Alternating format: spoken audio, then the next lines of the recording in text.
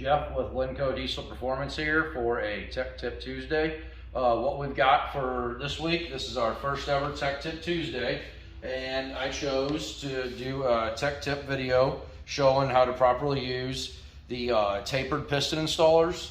The reason I chose it for the first one, it's a frequently asked question.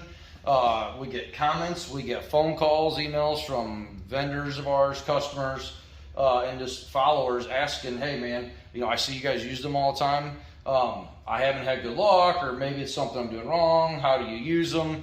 So a lot of people have said that they haven't had good luck with them. Basically, they work great. We use them on all of our engine builds. As you can see, I got a wall here of all the common diesel sizes I keep right here handy. And then we've got a wall over there. We've got a whole bunch of them. We got a huge bore range of them. So they're great. They work better than any old ring installer, but you got to use them right, like anything. And nobody showed me how to use them necessarily. I just figured out a trick that works well. So we thought, well, hell, why not share it on the first ever Tech Tip Tuesday? So again, we are working on a Duramax here, and we're going to show how to use the tapered piston installer. We use the ones from ARP because we're diesel guys and they make them, and they're very good quality, the ones from ARP. So that's primarily what we use. So one key thing, make sure you're in the right hole for one.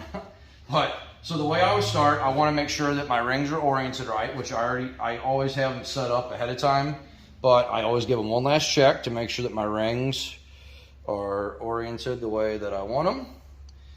I make sure they float. Even though I've already checked that, I always make sure they float good. I come over here, and I think where people go wrong is you kind of do this backwards. So I start with the piston facing down. I've got several clean shop towels stacked up, and I set it face down. You take your installer, which is coated with clean engine oil, and you slide it over from the bottom up as it would be going in the cylinder. Start it on the skirt, and I normally stop right about the time you get to the heel of the skirt there so that you can rest your rod. And here's where the important part is. So I think where people go wrong, the rings have a huge difference in diameter expanded versus when they're installed. So I think where people go wrong is they're trying to force the piston in, and your rings could be 3/16 of an inch one way or the other. So the key factor is get your rings centered. When I say centered, we eyeball them, but get your rings centered on the piston. So I always make sure the oil control ring and my second ring are centered. Slide the piston installer down by hand.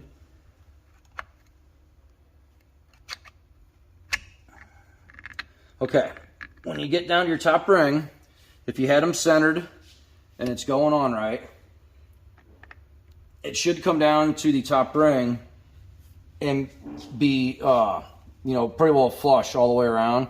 And you can see it's closer on this side than it is on this side. So that means the rings weren't centered, and it's got the installer off a little bit. So I will always back up, make sure it's nice and loose like that, you don't have a ring pinched, and then I'll work it back down. I kind of felt the ring there pop in place good, and now I'm much better looking, or at least my piston is. So at this point, I make sure that my top ring is centered, give it a look all the way around, and push down. And you see how easy that went down? That's how it should be. Pick it up, look around here. Pretty dang center, it's installed right.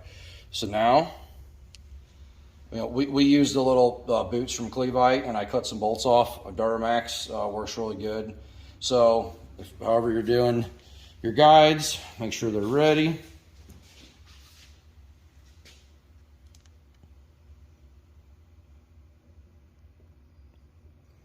Another key thing is make sure whoever's doing your machine work, if you're not doing it yourself, if you're having machine shop do your machine work, make sure they're tapering the top of the cylinder, or no matter what kind of piston installer, you'll have problems. So we got our piston lined up. You notice how I set it in there. Give it one push here to make sure it's seated against the block, which you probably couldn't tell in the video, but it did not move at all. So even more that you had it nice and square in your piston. So at this point, you see I have my piston installer here, or piston knocker, everybody calls them. Shouldn't need it. when you use these properly and you take the steps I just showed you, should push in by hand. Boom. That is how these should work. That easy.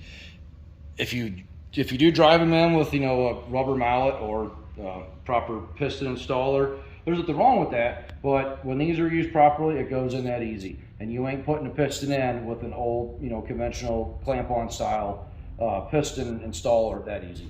So that is the advantage of these. There's no way you've got a ring out of the land, or, you know, that you're going to break when it goes in that easy. So these are great. Sometimes Cummins, the second ring is a little tight on them, and they may or may not push in. 50-50 on a Cummins, where they push in easy, but you can always get the old control ring lined up, pushed in there, and then, you know, if it's too hard to push with your thumbs or you don't want to risk lifting it up, knock them in there. But that is how they should work. So again, the reason we chose this for the first Tech Tip Tuesday was we've had a lot of people ask about that. So we hope this helps. The reason we're doing this Tech Tip Tuesday is to help people in the industry, whether it is a professional engine builder or a guy building an engine in his garage, transmission builders, diesel techs, whatever. Anything that we're doing, whether it's in the engine room, in the transmission room, or out in our shop, if it's something we think's worthy of sharing, we're going to do a video on it. So when we're doing these videos, they're not staged. This is stuff we're doing every day in our normal environment, just like you are. So if we think it's worthy, we'll holler at Sean, the man behind the camera there, and we'll do a video. So if at any time, if you have any comments about anything or questions, feel free to shoot us a message on social media, call us, or you can always email me direct, jeff@LinCoDieselPerformance.com, all spelled out, and we'll gladly help you.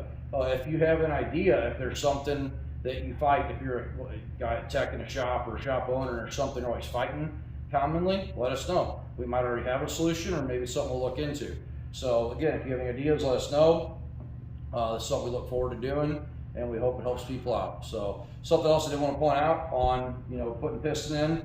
So if you notice down here, I've got my feeler gauge laying there for checking rod side clearance. That's a good idea. I mean, you should always be checking that, but it's a good idea. Something you may not think about. Have it ready, have it handy. When I knock number 4 in, I'll torque them and I'll check it immediately, and it's done. I can go back and document it later. I keep a 10 to 12 step feeler gauge for Duramax.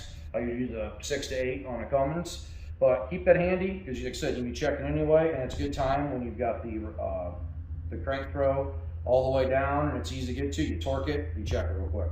So I think that's all I got for this week. Some of these videos will be short and sweet, something real quick, some will be longer.